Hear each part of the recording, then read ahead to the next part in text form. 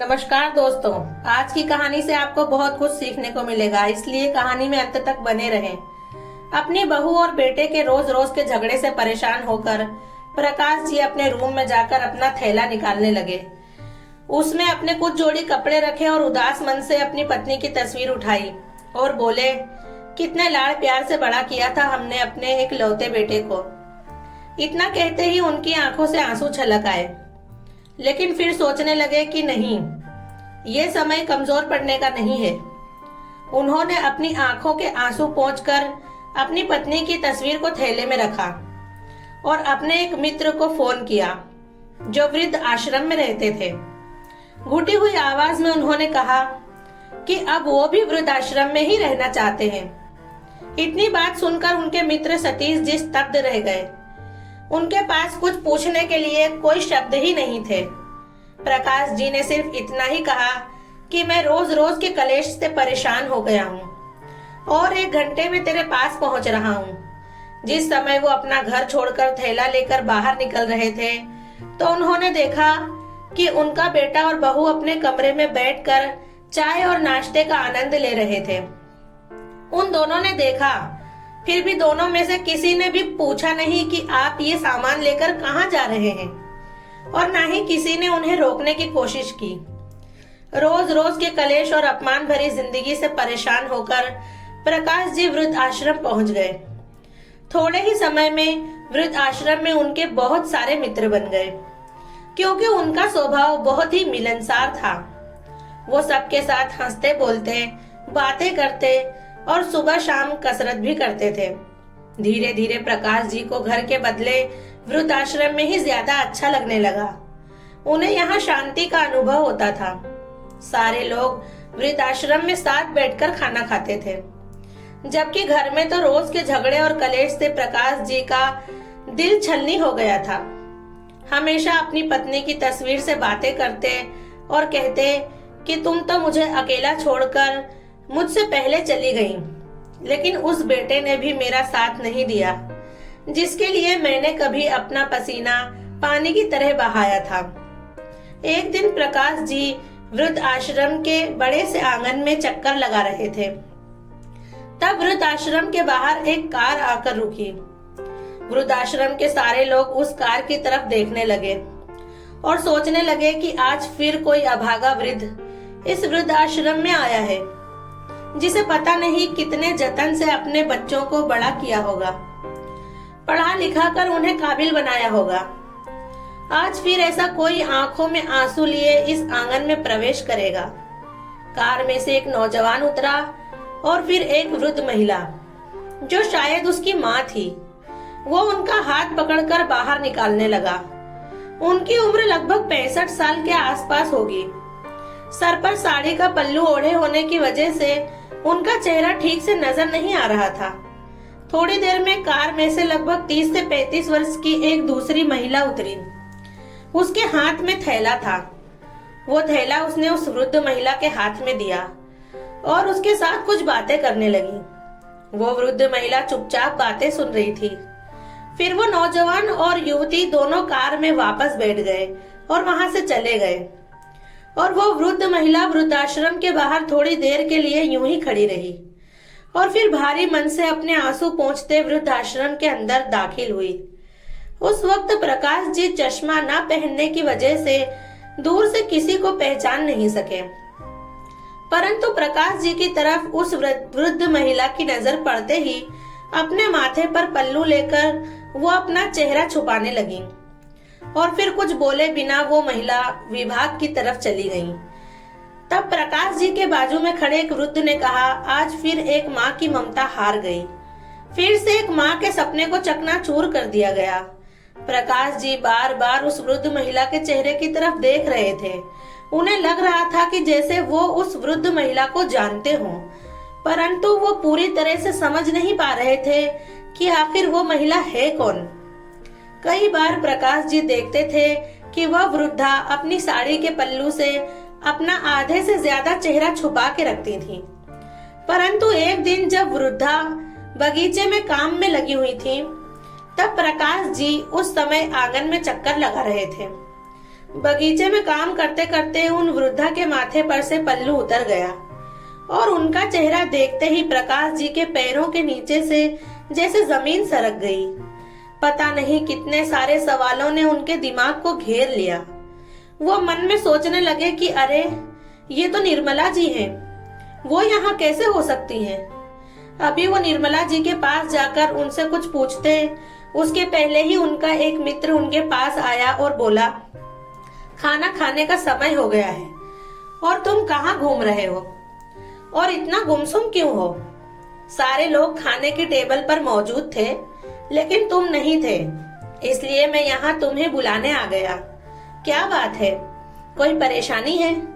अरे नहीं, ऐसा कुछ नहीं है, थोड़ी देर चक्कर लगाने के लिए बाहर आया था, बस मैं खाने के लिए आ ही रहा था। खाने के रूम में बैठने के बाद प्रकाश जी की नजर बार बार निर्मला जी को ढूंढ रही थी। वो उनसे पूछना चाहते थे कि आखिर ऐसा क्या हो गया कि उन्हें यहाँ आने की जरूरत पड़ी। उनका तो हरा भरा परिवार था और हमेशा वो कहती थी कि वो अपने बेटे और बहू के साथ बहुत ही खुश हैं। तो फिर आज ऐसा क्या हो गया? प्रकाश जी वहीं बैठे हुए एक वृद्ध से पूछने लगे कि 2 दिन पहले जो वृद्ध महिला यहाँ आश्रम में आई थी वो आज खाना खाने के लिए क्यों नहीं आई?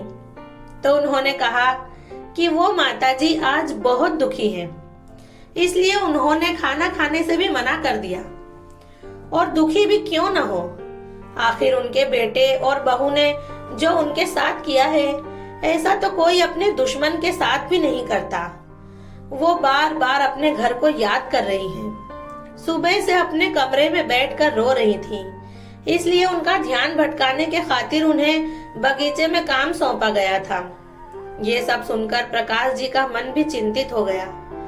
वो जानना चाहते थे कि आखिर निर्मला जी के साथ हुआ क्या था। इसलिए थोड़ी देर बाद वो महिला विभाग में निर्मला जी के पास गए। प्रकाश जी को अपने सामने खड़ा देख निर्मला जी जरा अस्वस्थ हो गईं। तब प्रकाश जी ने कहा, मैं जानता हूँ कि आपने मुझे पहचान लिया है, परंतु क्या मैं जान सकता हूँ कि आप इस हालत में कैसे पहुंची? तो निर्मला जी कुछ बोल सकी नहीं, क्योंकि उनकी आंखें आंसुओं से भर गईं। ये देखकर प्रकाश जी और ज्यादा चिंतित हो गए। उनके मन में हुआ कि जोर जोर से चिल्लाकर इस दुनिया से पूछें कि किस लिए बुढ़ापे में बूढ़े माता पिता को पुराने सामान की तरह घर से बाहर निकालकर फेंक दिया जाता है। क्या बुजुर्गों का कोई आत्मसम्मान नहीं होता? अपने ही विचारों में मगन प्रकाश जी वृद्ध आश्रम के आंगन में चक्कर लगाने लगे। अचानक उनका पैर बगीचे की एक किनारी से टकराया और वो गिरते गिरते एक झाड़ का सहारा लेकर खड़े रह गए। तभी पास से गुजर रहे वृद्ध आश्रम के कर्मचारी ने कहा, अंकल आप ठीक तो है ना? कहीं लगी तो नहीं ना? आपका पैर दिखाइए, अगर कहीं चोट लगी हो तो मैं अभी पट्टी बांध देता हूँ। तब प्रकाश जी ने कहा, अरे नहीं, ज्यादा नहीं लगा है, झाड़ की वजह से बच गया। इतना कहते ही प्रकाश जी आंगन में रखी हुई बेंच पर जाकर बैठ गए और कुछ महीने पहले बनी हुई एक घटना को याद करने लगे, जब वो बाथरूम में फिसल कर गिर गए थे और उन्हें पांव में बहुत ज्यादा चोट आई थी।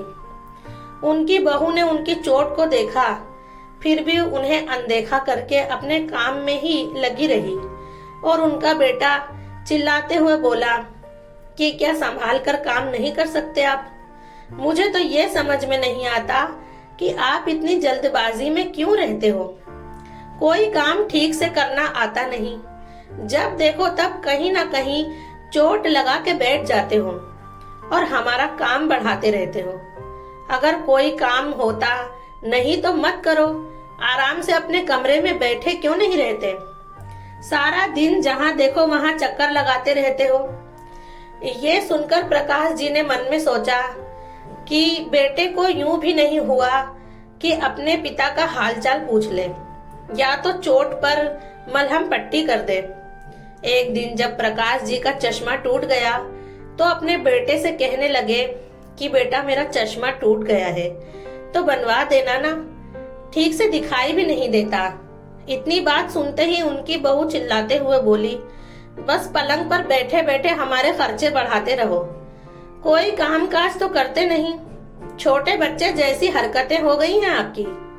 पता नहीं ऐसा तो कितनी बार हुआ होगा जब प्रकाश जी अपने बेटे और बहू से अपमानित हुए होंगे। अपने भूतकाल में नजर करते प्रकाश जी अपने विचारों में खोए हुए थे कि सामने से उनके मित्र सतीश जी आते हुए नजर पड़े। सतीश जी के चेहरे पर मुस्कुराहट थी। उन्हें देखकर प्रकाश जी ने पूछा, क्या बात है सतीश, आज तुम बड़े खुश नजर आ रहे हो। तो सतीश जी ने कहा कि आज मेरे बेटे का जन्मदिन है, उसका फोन आया था। उसने कहा है कि आज वो मुझसे मिलने के लिए आने वाला है, इसलिए मैं बहुत खुश हूँ। बहुत दिनों के बाद आज उसका चेहरा देखने को मिलेगा।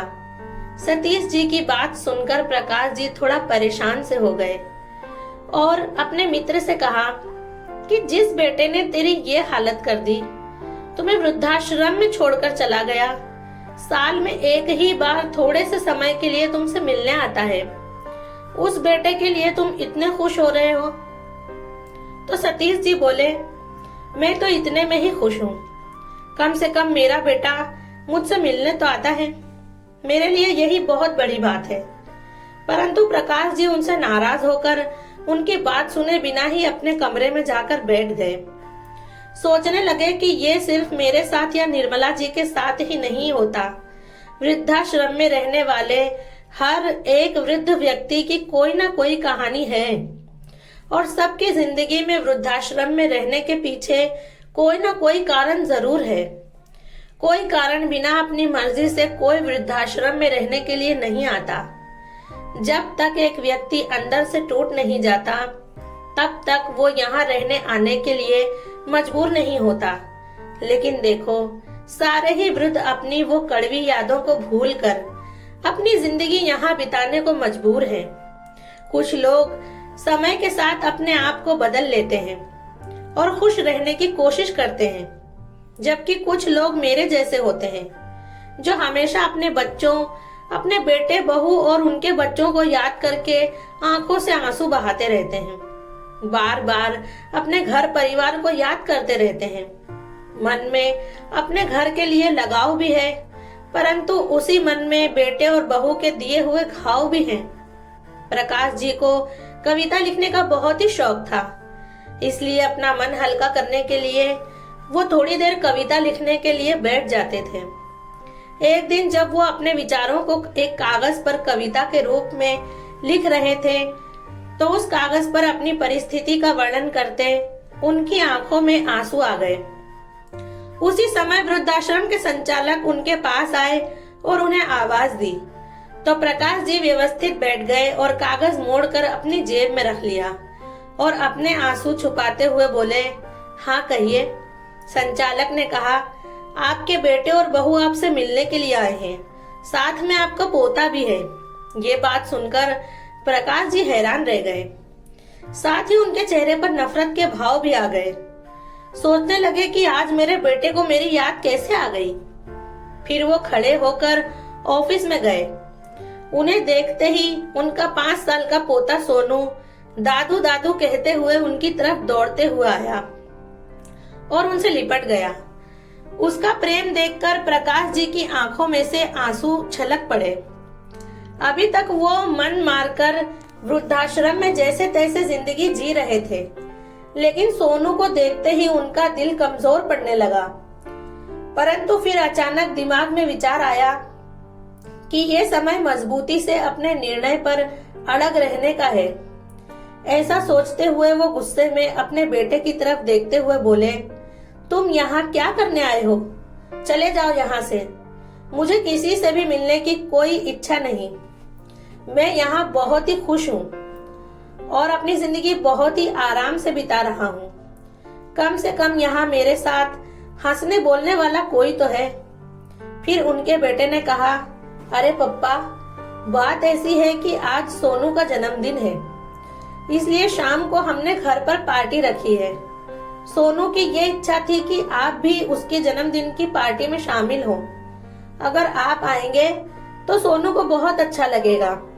तो प्रकाश जी ने कहा, देखो मैं वो घर छोड़ चुका हूँ और अब मैं फिर से वहां जाना नहीं चाहता। तो उनके बेटे ने कहा, पप्पा आप घर चलो, वहां आपके मित्र भी पार्टी में आ रहे हैं, मैंने उन्हें भी बुलाया है। सारे आसपास वाले और सगे संबंधी भी आएंगे, सभी लोग आएंगे और आपके बारे में पूछेंगे तो हम क्या कहेंगे। तो प्रकाश जी ने कहा, अच्छा तो आज अपने बेटे के जन्मदिन की पार्टी में बुलाने के लिए नहीं बल्कि अपनी आबरू बचाने के लिए मुझे बुलाने आए हो। सभी सगे संबंधी आएंगे तो पूछेंगे कि तुम्हारे पप्पा कहाँ हैं, तो तुम क्या जवाब दोगे? इसलिए तुम मुझे यहाँ लेने आए हो, है ना? अभी क्या अभी चले जाओ यहाँ से, मैं कहीं नहीं जाने वाला। तुम लोग कितने स्वार्थी हो चुके हो, जरूरत पड़ने पर बुलाने चले आए, नहीं तो इतने महीनों से मैं इस वृद्धाश्रम में हूँ, एक बार भी खैर खबर या हालचाल पूछा कि मैं जिंदा हूँ या मर गया? इतना तो तू फोन करके पूछ सकता था, परंतु मेरा हालचाल पूछने की जरूरत ही नहीं समझी। तुम लोगों ने इतना भी नहीं पूछा कि घर छोड़कर वृद्धाश्रम में क्यों चले गए। आज जरूरत पड़ी तो हाथ जोड़कर मुझे लेने आ गए हो। नहीं, अब से यही मेरा घर है और मैं अपने घर को छोड़कर कहीं नहीं जाऊंगा। ऐसा कहकर प्रकाश जी अपने कमरे की तरफ जाने लगे तो बेटे और बहू दोनों ने अंदर ही अंदर इशारे करके प्लान बनाया कि पप्पा आसानी से नहीं मानेंगे, कुछ तो करना पड़ेगा, तभी हम उन्हें अपने साथ घर लेकर जा सकेंगे और सगे रिश्तेदारों की बातें सुनने से भी बच सकेंगे। इसलिए दोनों जन रोता चेहरा लेकर प्रकाश जी के पास गए और गिड़गिड़ाते हुए कहने लगे, पप्पा हमें माफ कर दो, सोनू का जन्मदिन है, क्या आपको अपने पोते की खुशियों में शामिल होने का मन नहीं हो रहा? इतनी बात सुनकर प्रकाश जी का दिल पिघलने लगा। तब सोनू बोला, चलो ना दादू, हम खूब मस्ती करेंगे। सोनू की बात सुनकर प्रकाश जी अपने आप को रोक नहीं पाए, लेकिन वो बेटे के बर्ताव को भी भूल नहीं पा रहे थे। उसकी वजह से वो घर जाना नहीं चाहते थे, परंतु सोनू के कहने पर वो घर जाने को तैयार हो गए। फिर वो बोले, लेकिन मेरी एक शर्त है, मैं घर आऊंगा, लेकिन जैसे ही सोनू का जन्मदिन मना लेंगे उसके बाद मुझे वापस वृद्धाश्रम आना है और तुम लोग मुझे वृद्धाश्रम तक छोड़ने आओगे। बेटे और बहू इस बात के लिए तैयार हो गए। सोनू का जन्मदिन बहुत ही धूमधाम से मनाया गया। सभी रिश्तेदार और आसपास के लोग बहुत ही अच्छी तरह से प्रकाश जी से मिले। प्रकाश जी के पुराने दोस्त भी आज बहुत दिनों के बाद उनसे मिले, परंतु प्रकाश जी ने उनसे कुछ नहीं कहा और हंसते चेहरे से पूरी पार्टी का आनंद उठाया। परंतु उनके मन में कुछ विचार चल रहे थे। वो सोच रहे थे कि कल अपने बेटे और बहू को जो सरप्राइज में देने वाला हूँ, उसकी तो उन लोगों ने कभी कल्पना भी नहीं की होगी। जब पार्टी खत्म हुई तब बहुत रात हो चुकी थी, इसलिए उस समय प्रकाश जी घर पर ही रुक गए। जब अपने कमरे में सोने के लिए गए तब अपनी पत्नी सरला की यादों में खो गए। अरे आप भी, 2 रोटी में क्या पेट भरता है, 1 रोटी तो ज्यादा ले लो, अभी ही गर्मा गर्म उतार रही हूँ। 1 रोटी ज्यादा मेरे कहने पर खा लो, आप खाते हैं तो मेरे शरीर को ताकत मिलती है। अरे नहीं सरला, मेरा पेट भर गया है और कितना खिलाओगी? अपनी पत्नी को याद करते करते प्रकाश जी सोचने लगे कि एक सरला ही थी जो मुझे 1 गिलास पानी का भी खुद उठाने नहीं देती थी, और एक उसकी बहू है जिसने मुझे एक एक रोटी के लिए भी तरसा दिया। छोटे से छोटा काम भी मुझ पर डाल देती थी।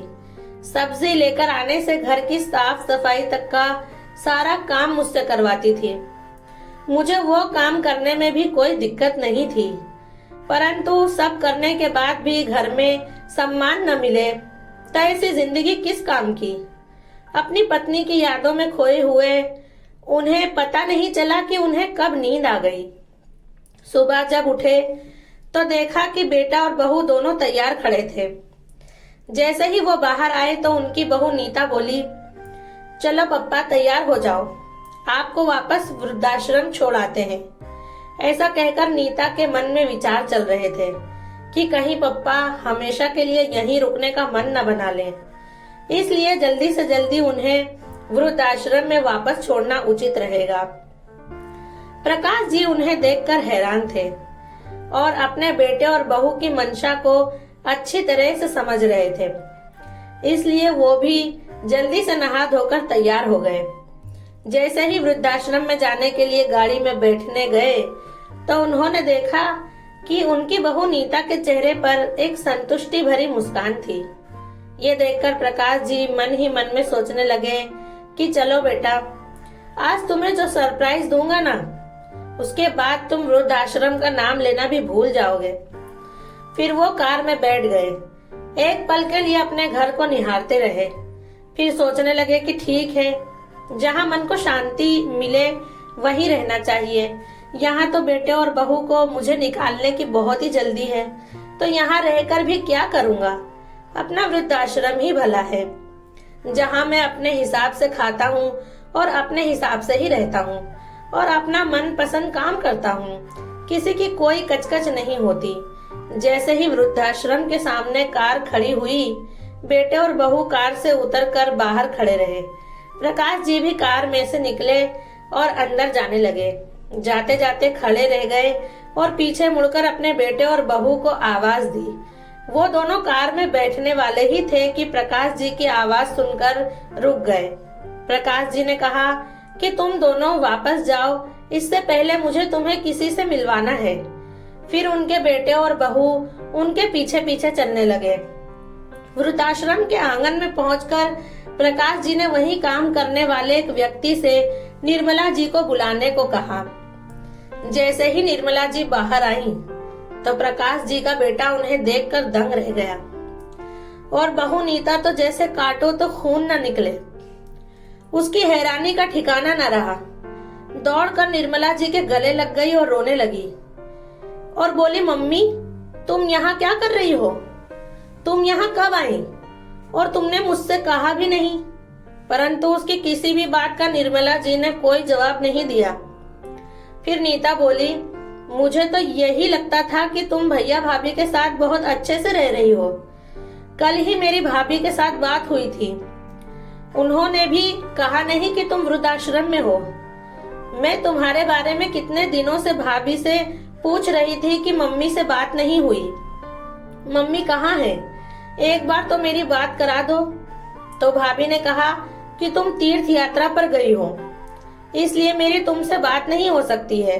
और मैंने मान भी लिया कि तुम तीर्थ यात्रा पर गई हो, परंतु मुझे क्या पता था कि उस नालायक औरत ने तुम्हें वृद्धाश्रम में छोड़ दिया है। अपनी बेटी की बातें सुनकर निर्मला जी रोने लगी और बोली, बेटा तेरे भाई भाभी झूठ बोल रहे थे। 1 महीने पहले ही मुझे यहाँ वृद्धाश्रम में छोड़कर चले गए थे। परंतु मम्मी तुम मुझे फोन करके भी तो कह सकती थी ना, मैं फौरन यहाँ पहुंच जाती। उन लोगों की हिम्मत कैसे हुई मेरी माँ के साथ ये सब करने की?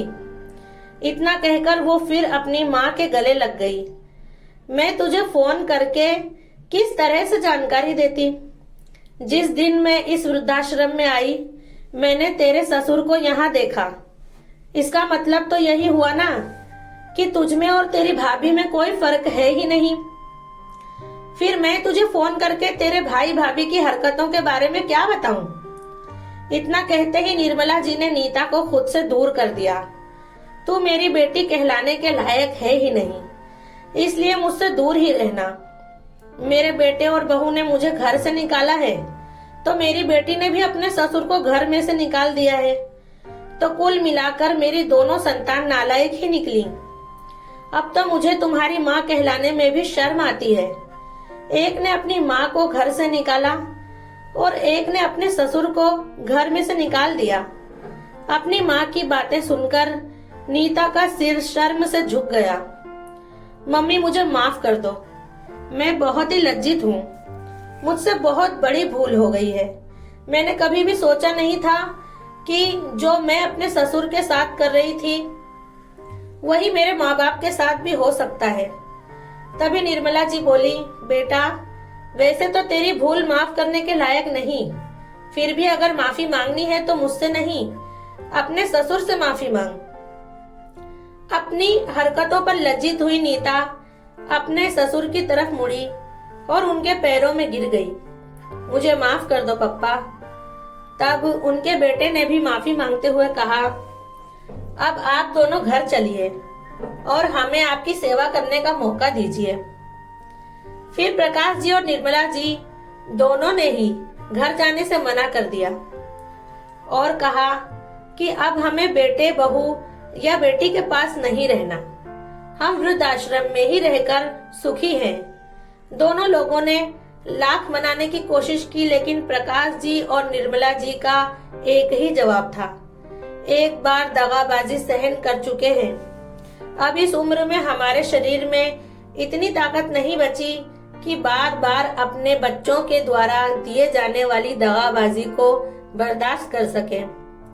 इतना कहकर प्रकाश जी और निर्मला जी अपने अपने कमरे में चले गए।